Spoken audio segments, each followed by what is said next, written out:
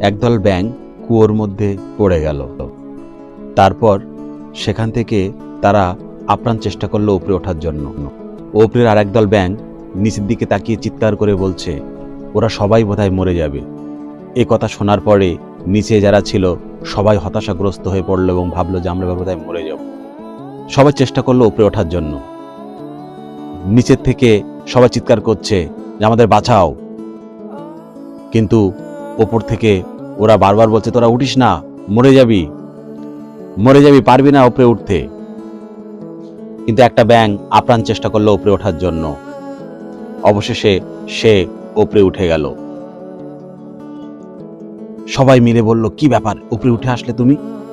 তখন সে বলল, আমি কানে কালা ছিলাম, উপরের চিৎকার নিচের চিৎকার আমি শুনতে পাইনি। আমাদের সমাজেও তাই, নিজেকে এমনভাবে তৈরি করতে হয় বাইরের চিৎকার, বাইরের একে প্রাধান্য না দিয়ে এগিয়ে যাওয়ার।